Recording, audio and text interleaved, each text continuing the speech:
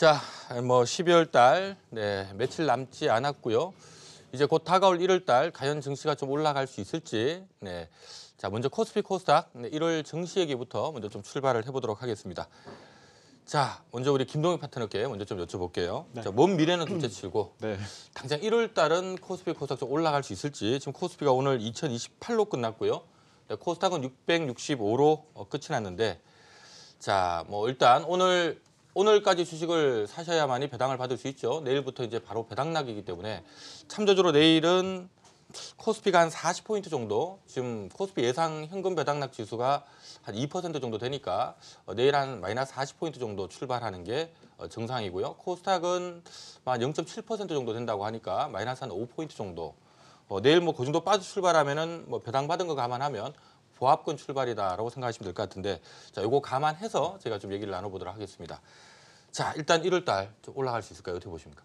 네, 일단 두 가지로 좀 나눠서 말씀드려야 될 것 같은데, 하나는 방금 말씀 주셨듯이 배당락 관련해서 그 지수가 바로 회복이 될 거냐는 관점에서 좀 말씀드리고 싶은데, 과거 사례를 보면은 10년 동안 그 코스피 배당락일, 그러니까 내일이 되겠죠. 내일 그 평균 10년 동안 수치를 보면 마이너스 0.2% 정도를 기록했다고 하니까요.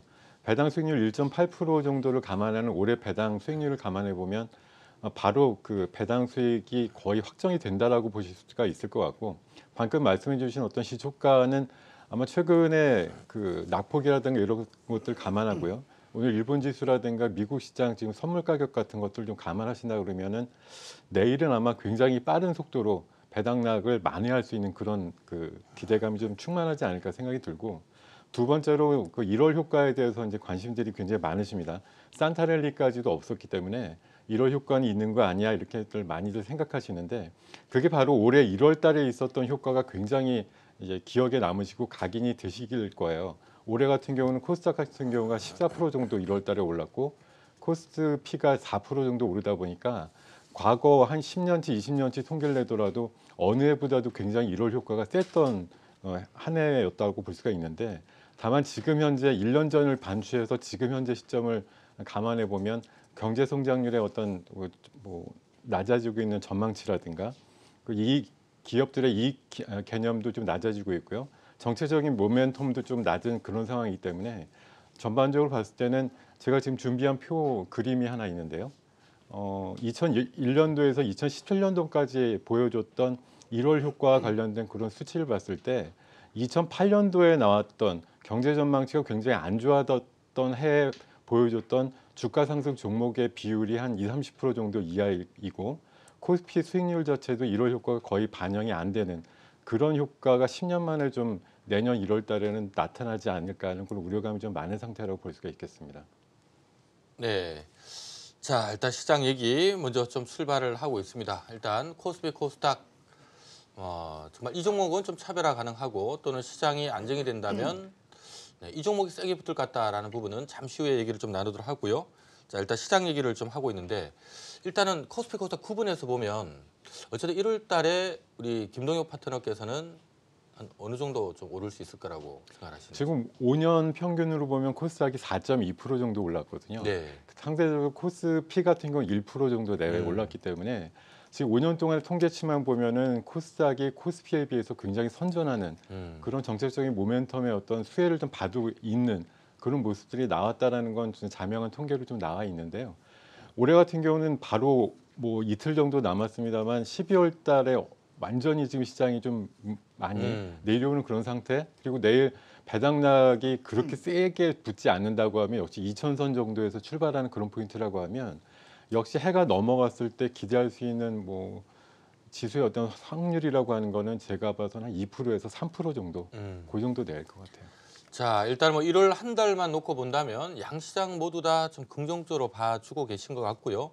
아무튼 뭐 과거 이 패턴을 본다 하더라도 코스닥이 조금 더 강할 것 같다는 얘기도 함께 주신 것 같습니다. 자, 백준수 파트너께도 같은 질문을 좀 드려볼게요. 자, 코스피 코스닥 나누어서 좀 어떻게 보시는지 궁금하네요. 일단 코스피 같은 경우는 지금 현재 PBR 밴드 지수가, 네. 그러니까 주가 많이 하락을 하다 보니까 PBR 밴드 지수가 0.87%까지 0.87배까지 내려왔습니다. 근데 2008년도 금융위기 때가 코스피의 그 PBR이 0.94배거든요. 그럼 지금 현재 PBR 수치, 그 자산 가치로 봤을 때, 그러니까 지금 현재 이 PER이나 실적 가치로 보는 건 무의미한 것 같아서 이제 자산 가치로 좀 비교를 해보니까 오히려 금융위기 때부터 지금 상황이 심각한 건 아니지 않습니까? 솔직히. 예. 그러니까 금융위기 때보다 상황은 심각하지 않은데 더 저평가돼 있다라는 부분을 저희가 생각해 보면 이제 하방은 어느 정도 경직이 되지 않을까 이렇게 좀 보여지는 부분이 있고요. 그다음에 이미 외국인들이 올해 한국 주식을 7조 원 가까이 매도를 했습니다. 그 7조 원 매도한 가장 큰 이유가 그 FRB의 그 긴축 정책이었거든요. 그러니까 이제 금리를 계속해서 올릴 거니 당연히 달러가 강세로 가지 않겠느냐라는 거에 베팅을 한 겁니다. 그래서 외국인들이 이미 우리나라 지수를 우리나라 시장에서 7조 원을 팔고 나갔다는 거죠. 근데 실질적으로 지금 현재는 FRB의 스탠스가 긴축으로 가기보다는 시장을 보면서 금리 인상 속도 조절을 하는 관점이기 때문에 지금 현재 투자자들 관점에서는 어떻게 보면 이 달러가 초강세 현상으로 갈 가능성을 또 이제 예전보다 낮게 보일 거 아닙니까? 그러니까 이런 거를 따졌을 때 최근에 미국 장이 12% 급락하는 동안에 지금 현재 우리나라 시장 한 2% 정도 마이너스가 났거든요. 미국 장이 12% 빠지는데 우리나라 지수 2%밖에 안 빠지는 거는 제가 주식한 이래로 처음 보는 것 같습니다. 그러니까 네. 어느 정도 우리가 선반영됐고 이제 그런 부분으로 봤을 때는 물론 이제 어느 정도 미국에서 좋은 소식들이 또 나와줘야 되겠지만 이 악재가 어느 정도 해소되는 모습이 나와줘야 되겠지만 그렇지 않다고 하더라도 한계점에 임박한 건 아니냐. 그래서 올라가는 속도나 폭 같은 경우에는 미국에서 언제 어떤 이슈가 나오느냐에 따라서 달라질 수는 있겠지만 일단 하방 경직성은 좀 유지를 시켜줄 수 있지 않을까라고 기대를 한번 해봅니다. 네. 네, 자 사실 뭐 6월 이후로 이 미중 간의 무역 마찰 때문에 직접적으로 한국 증시가 영향을 받았죠. 6월 달 2,500포인트에 있던 코스피가 지금 최근 2,000선까지 뭐 밀려내려 있는 상태입니다. 최근 12월 달 들어서요, 미국 연방 정부가 지금 셧다운 들어갔는데 이게 좀 장기화되지 않을까라는 얘기가 나오고 있고 또 심지어는 미국 연준 의장을 뭐 해임할지도 모른다라는 얘기들까지 돌면서 지금 미국 증시는 12월 들어서 연속적으로 급락세를 표현하고 있고요. 자, 한국 증시도 이것 때문에 12월 달에 좀 힘겨움을 겪고 있긴 합니다만은 중요한 부분이 12월 한 달만 놓고 보면 미국 시장 급락한 것 대비해서 본다면 한국 시장은 상당히 좀 순방을 하고 있다.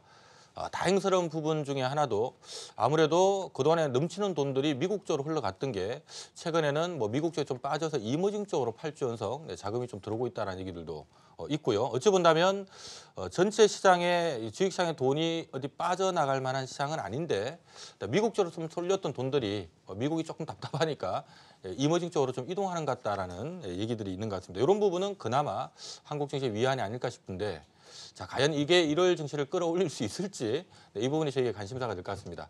자, 박찬웅 파트너와 함께합니다. 예. 자, 코스피 코스닥 네. 1월 달 함께 좀 반등 가능할까요? 예. 일단은 그 배당락 이후에는 저는 일단 시장보다는 이제 확실한 종목으로 리스크를 최소화하면서 단기적으로 매매에 꼭 대응을 하셔야 된다고 보고 있고요.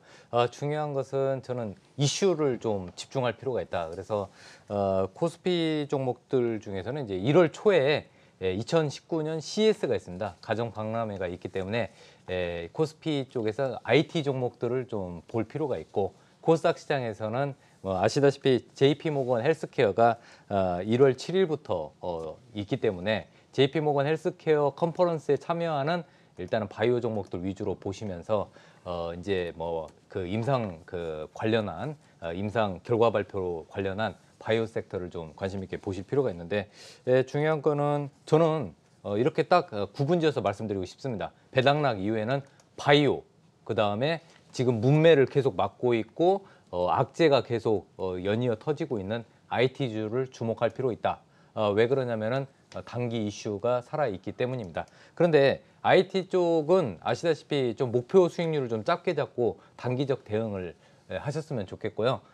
이런 시장의 자금들이 오늘 시장을 지켜보셨으면 아셨듯이 바이오 종목들로 강하게 매수세가 유입이 됐습니다. 그래서 당분간은 바이오 섹터를 집중적으로 보자 이런 말씀을 드리고 싶습니다.